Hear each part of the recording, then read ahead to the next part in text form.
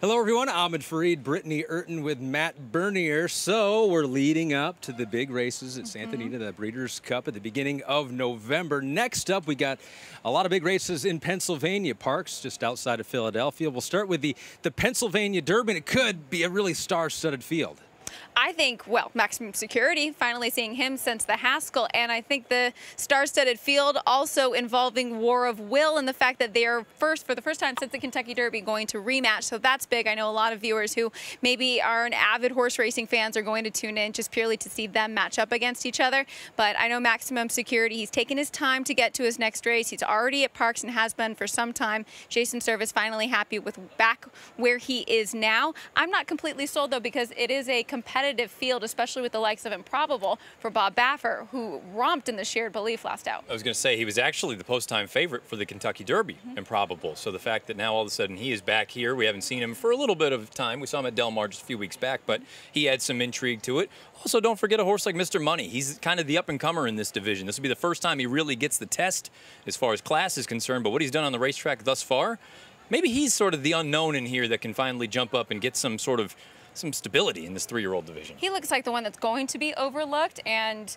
probably going to get a good price on him because of the fact of the other two big names that we mentioned. I love that about horse racing. It's not just the horse you like, it's the horse you like at the correct price. Right. And sometimes that's a different horse altogether. Those are the probables. We hope a lot of those horses make their way to Philadelphia. I think it'll say a lot about the Breeders' Cup Classic Division 2. We'll learn a lot from the Pennsylvania Derby. Sure, sure. Also, there, speaking of the Breeders' Cup, we have the Breeders' Cup win and you're in for the Distaff. Don't forget about the ladies. I'm not going to forget the Cotillion also coming up there. Thoughts on that race? Yeah, it's one of those instances where Serengeti Empress, we saw her run and win the Kentucky Oaks. We saw her run so well in the Acorn, and she came back and ran so well up at Saratoga, just losing to Kafefi.